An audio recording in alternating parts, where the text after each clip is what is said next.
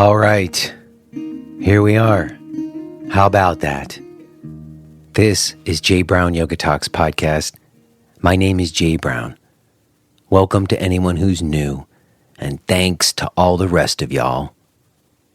My guest today is Max Strom, and I'm going to tell you a little bit about the conversation you're going to hear, and we're going to get to that in just a bit. If you are a new person and you're really only interested in hearing from Max, which I can totally understand, you might want to skip ahead just a few minutes. You can hit that little fast forward button on your podcast player, just a couple of minutes, and then we'll get to Max. But first, I am going to do a little check-in here, which I sometimes do with regular listeners because they've been hearing me talk about the dilemma I face as a parent, as I'm sure many other parents out there are facing, of whether or not to send our kids back to school in 2 weeks. And even in the last week since I last spoke to you about this, they already made a change to the plan. Last week, they were still planning to have the younger kids, K through 5, on a 5-day week, basically full-day schedule.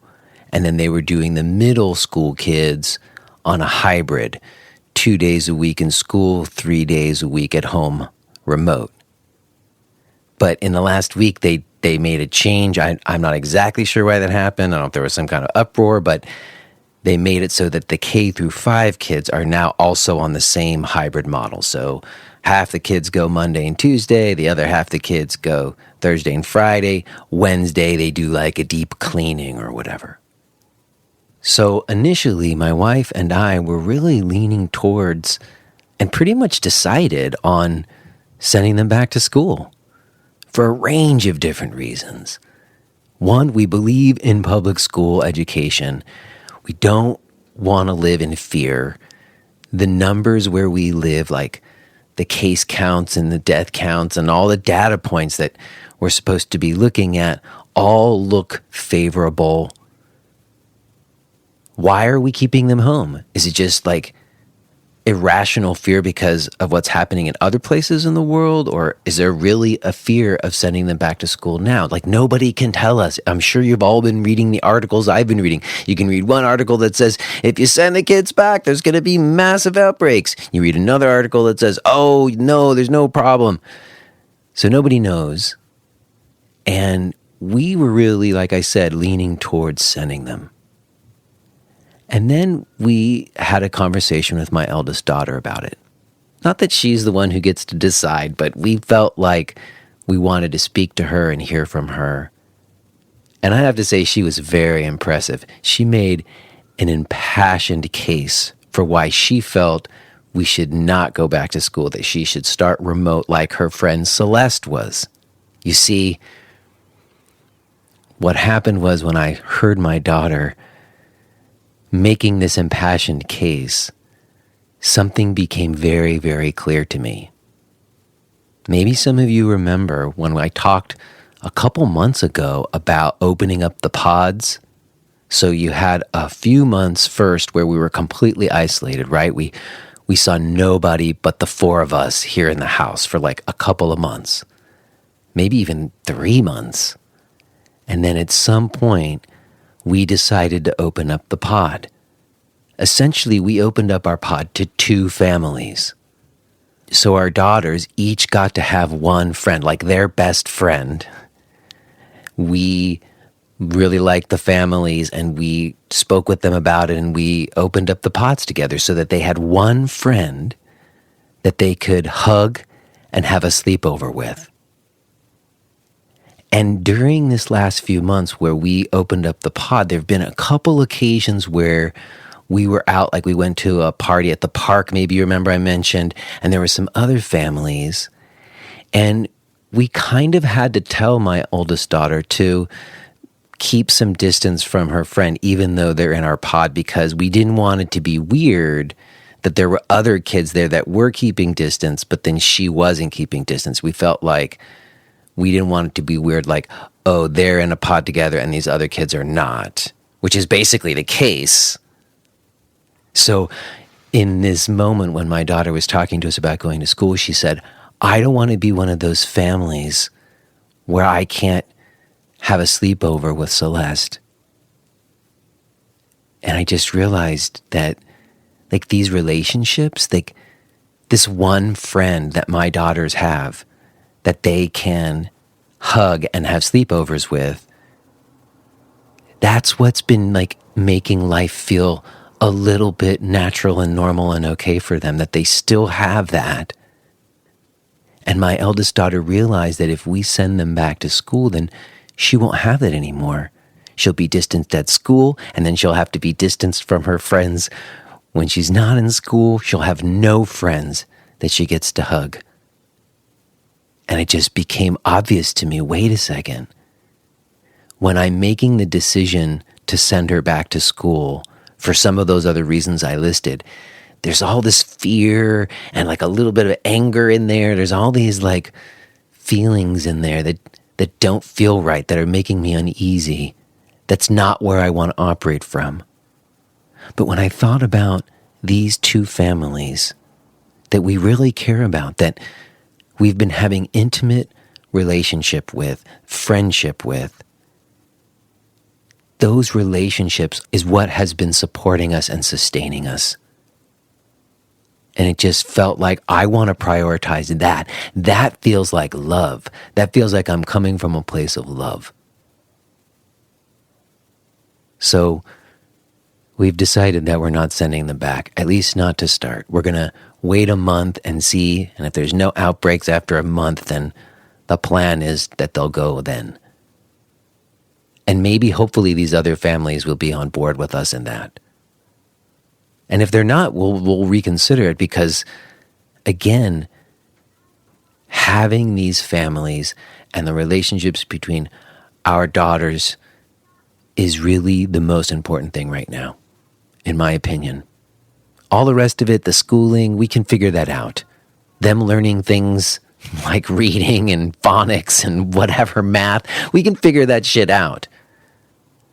But what we can't do is substitute actual intimate friendship and support and contact. We can't supplement that, and the Zoom meetings will not do it. So we're going to hold on to that.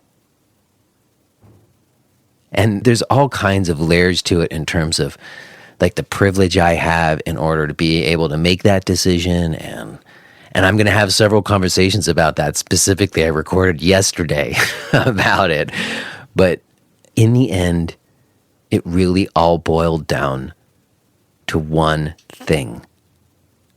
I wish to prioritize the relationships in my life and in my daughter's lives that are fulfilling us and sustaining us. And I think that's what is going to get us through. So there you go. That's the update, and I'll let you know what happens. But yeah, I want to come from a place of love, not from fear or anger. And this is utterly relevant to today's conversation with Max Strom. I met Max only once years ago at a festival. We didn't really even meet, just kind of in passing. I heard him speak. I was very inspired. He spoke about something that I didn't hear yoga teachers usually speaking about. He spoke about grief and emotions and how they are in our bodies. And I just remember really being struck by him. And I've thought to have him on the show many times, but it didn't happen. And I talk a little bit about why I think that is with him. But ultimately, I really utilized this conversation with him for myself, I think, more than anyone else you'll hear, because Max is really focused on emotional healing. He has a new book coming out about it. And I just really went all the way there with him. And he was really someone who, I don't know, let me do that. And I'm really grateful that he gave me this time and shared what he shared. And I took a lot away from it. I've continued to think about this conversation since we had it. I'm very excited that you're going to hear it today. Real quick before we do, let me check in with all of you who are still holding it down and registering people for classes. Maybe you're managing or own a studio and you're still paying teachers. And maybe you're using MindBody Online still?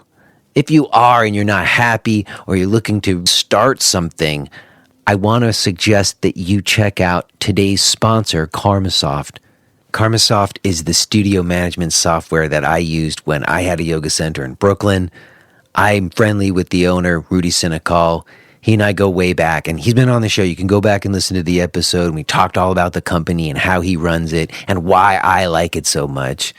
I've said this before, like right now, when things are crazy, you need somebody you can work with, somebody who can individualize things and be responsive to your needs. And I just think that you're going to get that from Karmasoft more than anywhere else. So if you are doing that work, registering classes, paying teachers, and you're trying to hold it down right now, I think it might be a good idea to check out Karmasoft. Go to karmasoftonline.com. Also, this episode is brought to you in support from Podcast Premium subscribers, Catherine Murphy and Nick Hay. Thank you so much, Catherine and Nick, and all the rest of our premium subscribers. By becoming a Podcast Premium subscriber, you not only get full access to the archives, but you also help support and sustain this show. It's a choose your rate, and if you can't afford anything at all, you just email us and we'll give you a free account. But if you are a regular listener and you want to go back deep into the archives and listen to some of those early episodes and you want to show your support, becoming a Podcast Premium subscriber is the best way to do it. Also, I want to mention something about the new J. Brown Yoga Practice 2nd Edition. I've been talking about that over the last few weeks. I've released a new version of the 60-minute program in my practice videos. We call it the multi-version, and I'm super excited about it, and I've been talking about it. But what I haven't mentioned is that if you are someone who has previously purchased those practice videos, you can get like a super bionic discount just to upgrade and get the new versions. So we sent out an email, but we realized like a lot of people aren't on the list. First of all, if you're not on the list, you should definitely subscribe to the email list. But if you are someone who has previously purchased those videos and did not get the special promo code to get your discount upgrade, then email me. Just reach out through the contact page on the website, send me a note, and we'll get you the promo code so you can get your upgrade as well. You can find out about all of it, the Podcast Premium subscriber, the Practice 2nd Edition. You can email me. You can find all of my stuff at jbrownyoga.com. Okay, I think that's good. I will touch base with you on the other side. But let's go ahead and get to this. This is one maybe sit down if you can, get a cup of tea, settle in, and get ready to listen to this conversation that I had with Max Strom.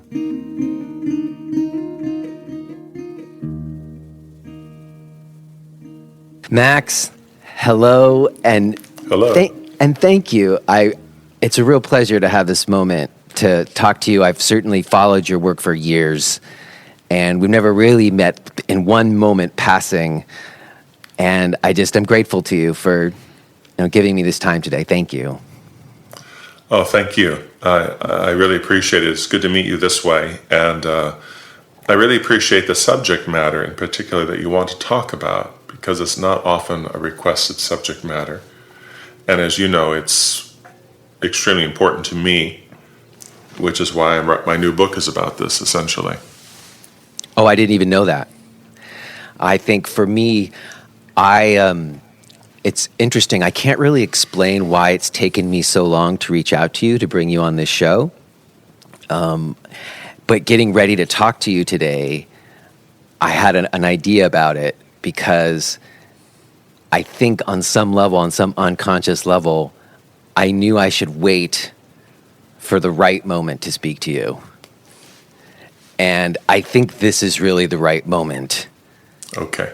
And it came up for me because, with everything that's been going on right now, I've just been experiencing these waves of emotion. And sometimes I know what it's about, and sometimes I don't know what it's about.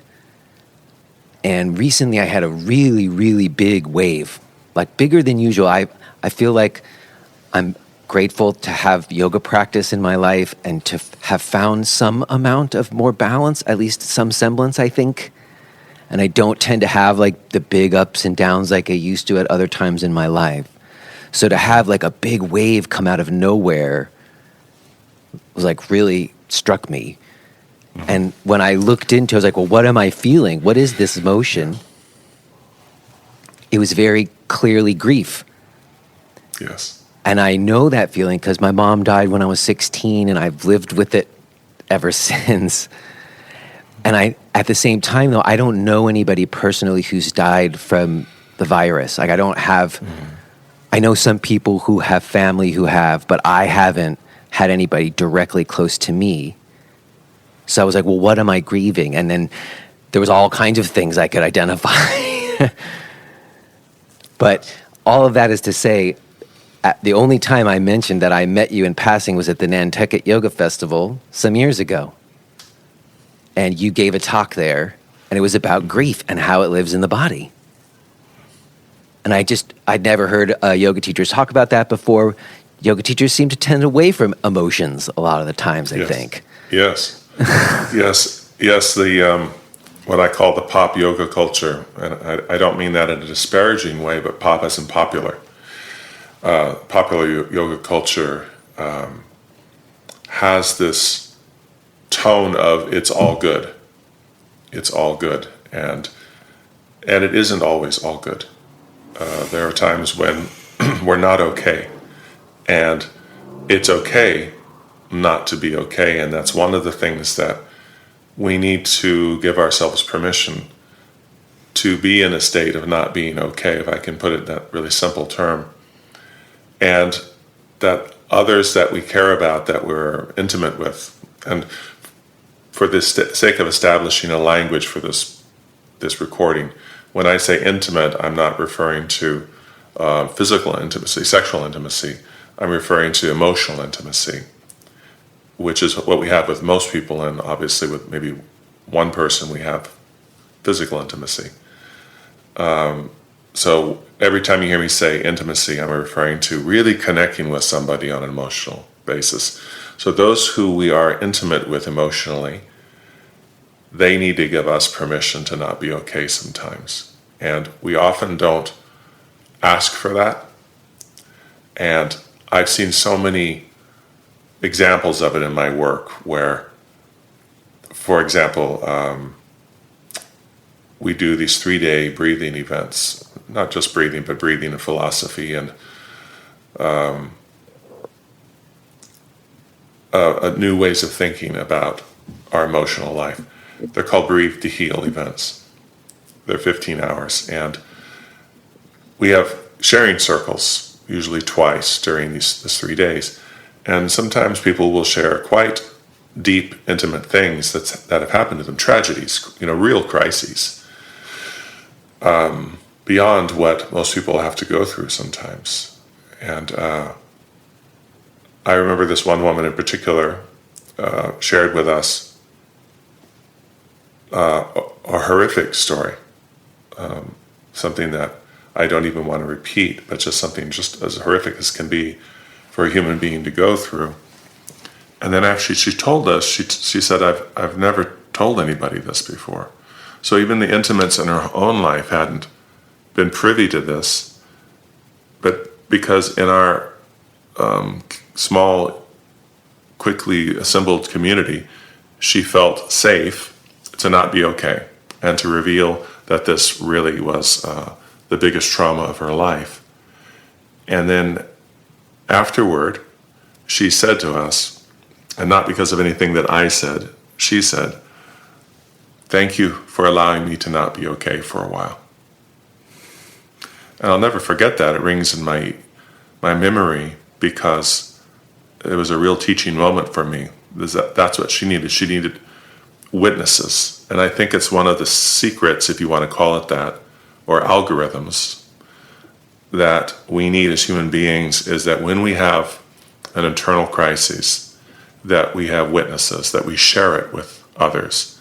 And when we share it with others and they don't shun us for it, but they hold us closer, we tend to heal. We start healing right away. But if we keep it to ourselves, share it with no one, the healing process can be delayed even years, where we carry something with us completely unresolved for decades.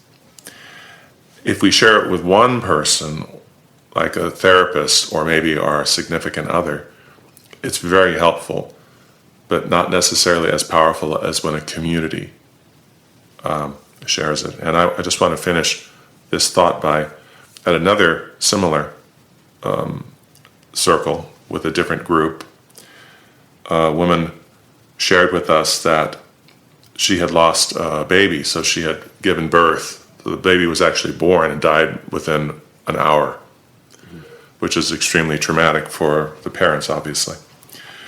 And when she said it, she told us the exact number of days. It was something like 430 days ago, which in itself shows the exact tracking of time to her loss. And she shared this with us, and then she started to weep a little bit, just a little, like a trickle of tears. And one woman walked over to her and sat down next to her. And then the whole group clustered around her. It was all women. And I couldn't even see her anymore. She was surrounded by 25 or 30 women. And then you heard this wail, this deep, deep, deep crying come from the center of the circle. And that's something that she clearly hadn't experienced yet, either because she didn't allow herself, or there wasn't anybody close to her that would have given her that kind of permission. And then, of course, 20 minutes later, during a break when we saw her, she looked like 1,000 pounds lighter. She just had this small smile on her face and this contentment in her face. And it's so powerful. So these are the things I've been working with people, and I think it's one of the most important subjects, really, of our time in this culture we live in. Before the coronavirus, before the isolation, and now even more important.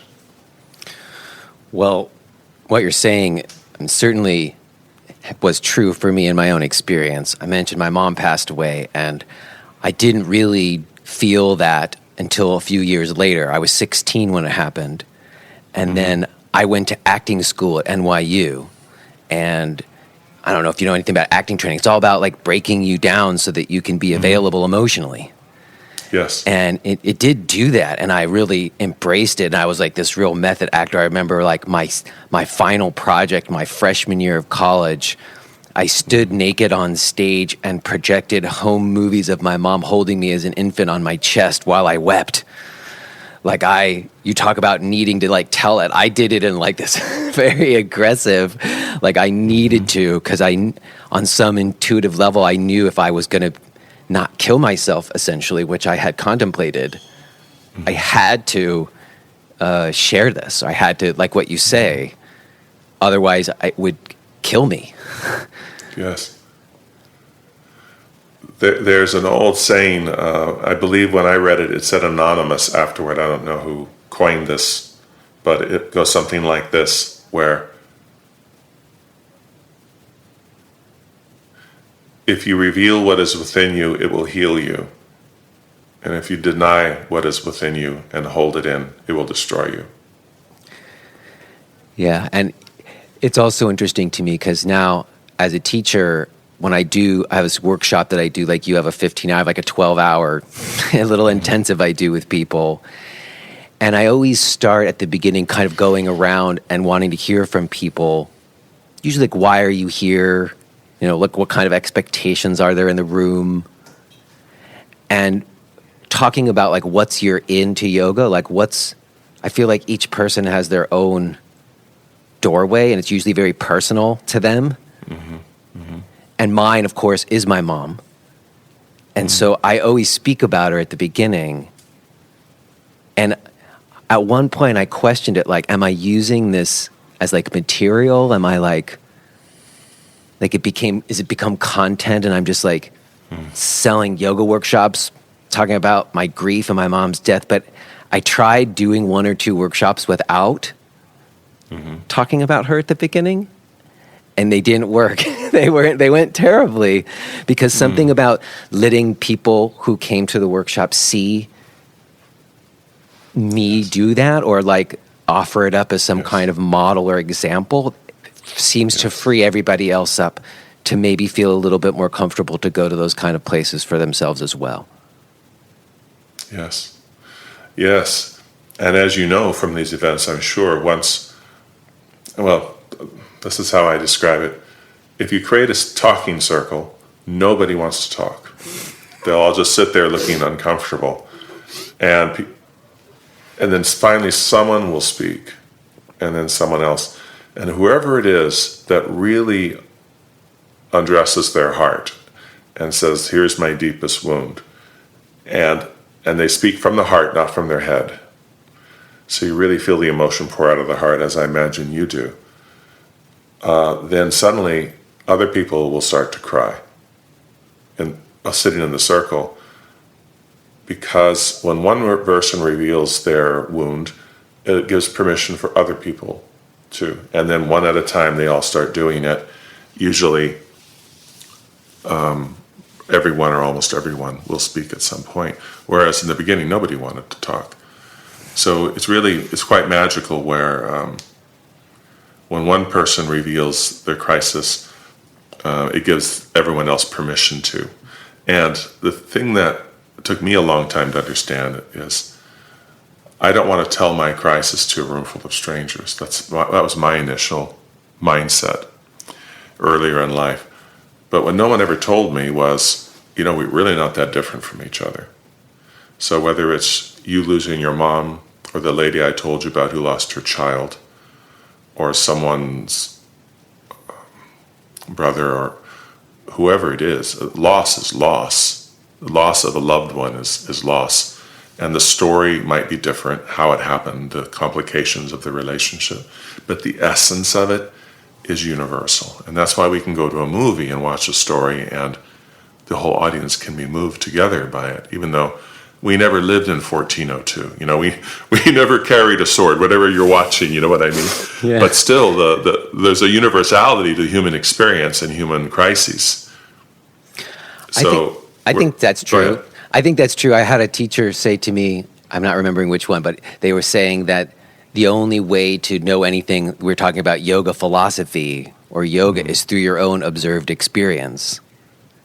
And the idea that at any point, whatever in time, whoever the people were who composed the Vedas were human beings existing in time and space with breath and a heartbeat under a sun and a moon and stars, just as us, the same. Yes. And in that sense, there is something universal about the experience of having a human existence. I agree with you. Yeah.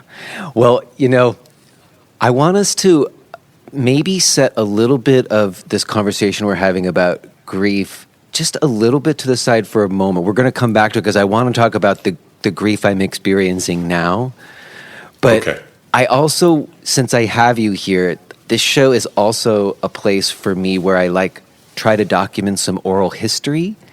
And we're sitting here talking about a share circle and people sharing of themselves and emotions. And frankly, that is not most people's experience of a yoga class these days, as you were saying, in terms of what's become popular. And, for me, I came into yoga similar time to you, actually, because I know you had things that you did before you got to yoga, but I moved to New York in 1990, and I started getting into the yoga scene there around 93, and I was teaching come 95, 96. And then I see, when I look back, and I had a yoga center for 10 years in Brooklyn, and I let go of that 3 years ago, and I moved my family to Pennsylvania to be in a more or less city environment and to get out of that rat race I was in of some sorts. And part of this show, it started when I was making that move, was looking back, how did we get here? And it seemed to me there's like 2 decades that I, in my mind, identify. There's like 1997 to 2007, and then 2007 to 2017. And like from 1997 to 2007, like yoga was just on this clear trajectory up. Yes. It was like the mainstreaming of yoga was happening. Because when I first got to it, it still had that like church basement, living room, nobody knows what yoga is. Like hippie connection. Like advanced yoga meant inner peace. That's why I got into it. I wanted to feel peaceful inside because I was so messed up. And then over that 10-year period, there was a very marked industry thing that happened. And I know I made a trip back to Los Angeles. I can't remember the exact year, but I wanted to drop into a yoga class while I was there. And there was sort of 2 options. There was Yoga Works, and then there was, what was it? Sacred Sounds, right? Sacred Movement. Sacred Movement, not Sacred Sounds. Sacred Movement. Sacred Sounds was in New York later. So there was Yoga Works, and there was Sacred Movement, and they were very distinct. They were different, and I was younger and like not in the place I'm in now. And I went to Yoga Works. I wanted to go there because I wanted to take a class with Eric Schiffman, which I did and was great. But you were the other one. You were the Sacred Movement Center. You were there, and there was other big teachers there. You know, I remember Shiva Ray was there, and a couple other. And Eric, at some point, Eric also went over to Sacred Movement. Oh, see, Eric was on the Eric was on the show, and he talked about that time, and you were there. So, I guess my curiosity is one of the things that I've heard you talk about at that time was you had these big name teachers, and you wanted to create a community thing. But didn't exactly pan out the way that you had hoped. That's right. And I'm curious, when that was happening, like, I don't know,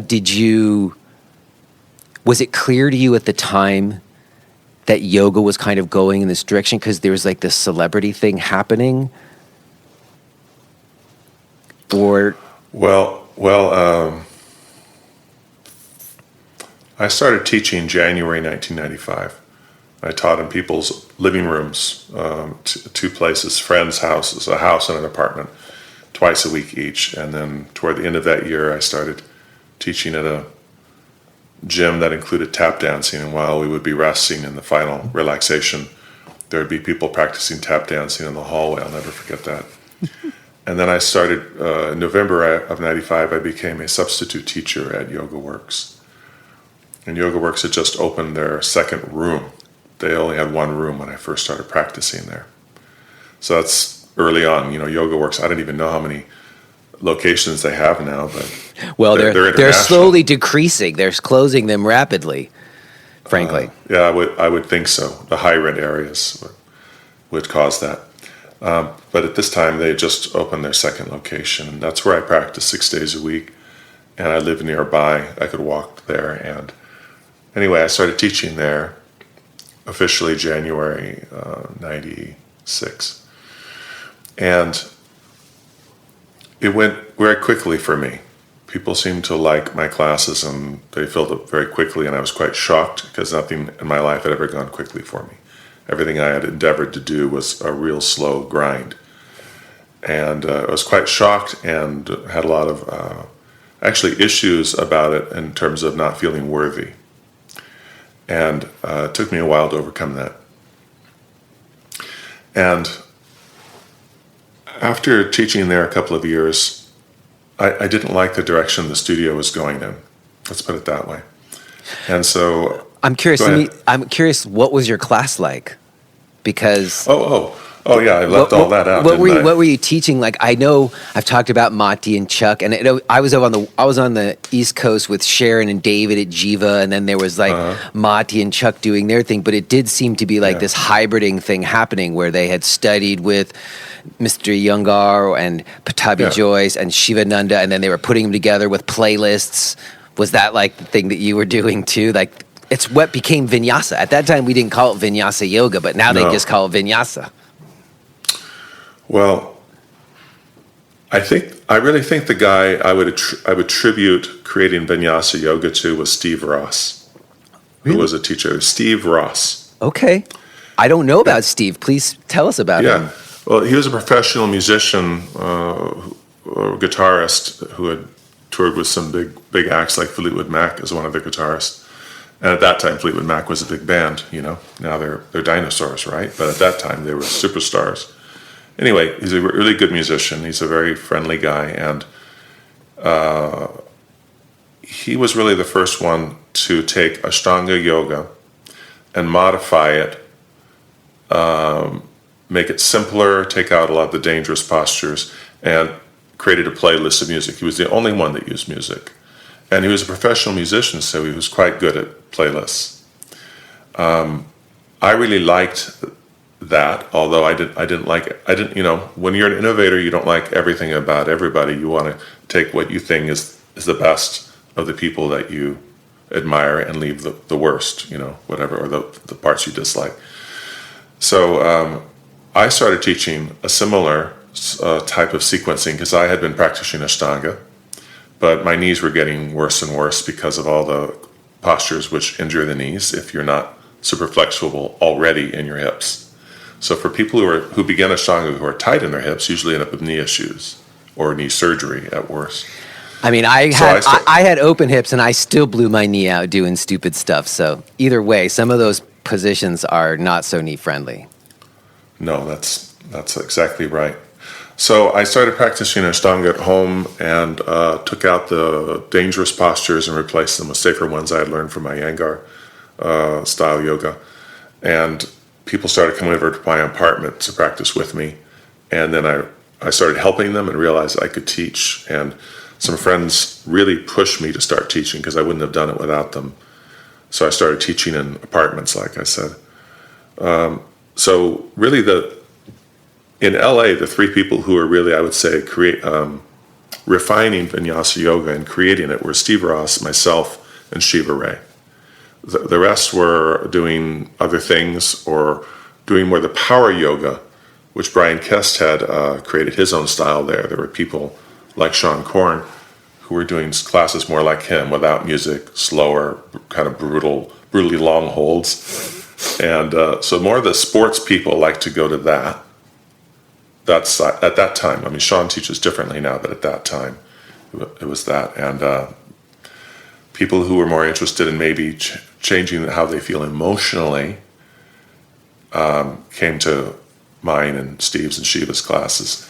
And because I had learned a lot of breath work through Qigong prior to yoga, and because of what the breathing work in yoga was doing for me emotionally, was healing me so much, when I taught, I really included a thorough breath-based centerpiece of the practice. In other words, I was called a breathing guide. Max will make you breathe, they would say. And then I started to see that I wasn't the only one that was affected by this breath, that at the end of class I'd see tears trickling down people's faces, like pearls on their cheeks. And people started to change. They started to become different, more relaxed, kinder, things like that. So the next place I taught, Steve Ross left, opened his own studio with Rod Stryker, called Maha Yoga. And I started teaching there. I taught there for, I don't remember now, 3 or 4 years.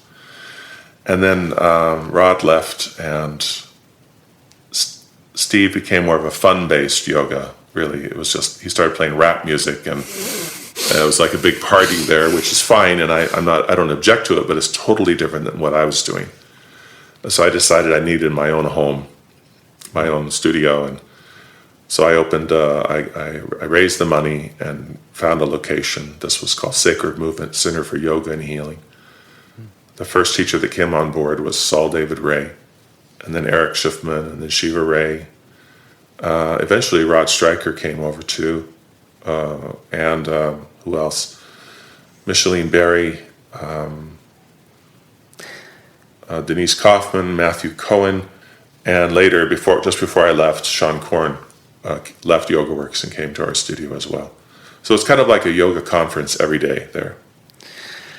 I'm wondering, what do you think it was that,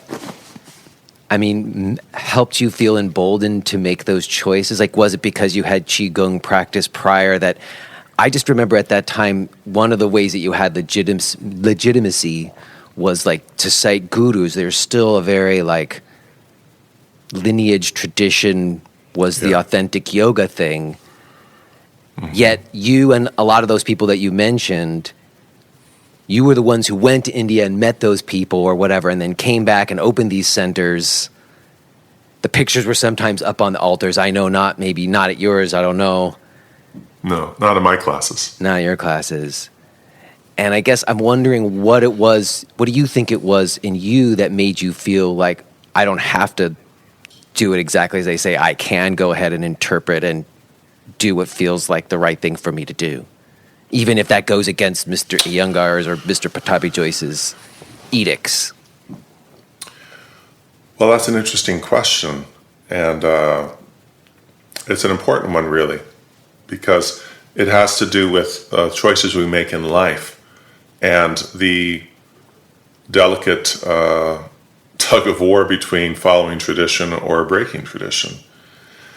First of all, I realized that most of the people that I studied, and I'm not talking about yoga postures now, but philosophers, spiritual leaders, etc., they were almost all mavericks. All the people who now we attribute religions to them, like Jesus or Muhammad, the Buddha, they were radical mavericks. They broke with tradition completely. Yeah. In fact, as you know, if you know the stories, the priests of their time were very much against them and in some cases killed them. So that's number one. And in the yoga world, you know, there was a lot of emphasis at that time that you use the Sanskrit. That's what you do. This is tradition. But then I was studying the Buddha one day and found out that although his home language, in other words, the language that he spoke at breakfast was Sanskrit, because he was a Brahmin at that time period and they spoke Sanskrit, he wouldn't teach in Sanskrit. He taught in the common language that the average person, the average farmer could understand, which was Pali, but they couldn't understand Sanskrit any more than an Italian could just understand Old Latin. Mm-hmm. They could sort of understand it. So my point is the Buddha decided to teach in Pali, not Sanskrit. So I thought, well, why are we so hung up on teaching Sanskrit when the Buddha shirked it? And if you study the story of Jesus, as far as we know, he taught in Aramaic, not Hebrew, which was the holy language of his childhood and upbringing and training. So I thought, okay, so the teaching I'm getting from those two guys is don't try to make the student come to you, come to them and talk to them in a way that they can understand. That's number one. Secondly, everybody that I knew in Ashtanga Yoga who wasn't naturally flexible were hurting their knees, like you and me. So I thought, okay, this has to change. I mean, unless it's a cult and I'm just going to blindly obey and destroy my knees, I'm going to use my brain and say, this is dangerous, and I'm going to change it. And I know other postures that open the hips in a more gentle way, and I switched. And then, of course, it's out in the open now, Patabi Joyce's scandals. It wasn't out in the open then, but I was aware of it because I had talked to several women who had been mishandled by him, and he was receiving no repercussions for it whatsoever in those days. You know, he would have been arrested had he lived in the United States. And once I was privy to that, I thought, okay, so this man, I don't admire him. I mean, he's contributed greatly to the yoga world, but where has it gotten him? You know, if he would be arrested if he lived in the United States for the way he treats women, then I think it's okay if I change these postures. that was my logic. That's how I think. You know, he's not an infallible angelic being. He's a human being with great flaws, who contributed greatly to the world of yoga. Iyengar, if you study him, he was somebody who changed everything, always experimenting. He didn't follow tradition. He broke with Krishnamacharya after 1 year and created his own thing. So innovation is sometimes necessary, especially when the signs are there's something wrong here, whether it's ethically wrong or physically dangerous. You have to change it and not just follow blindly. That's called blind. If you are hearing this message, then you're listening to the free version of J. Brown Yoga Talks. To hear the rest of our conversation, please subscribe to Podcast Premium at jbrownyoga.com/premium.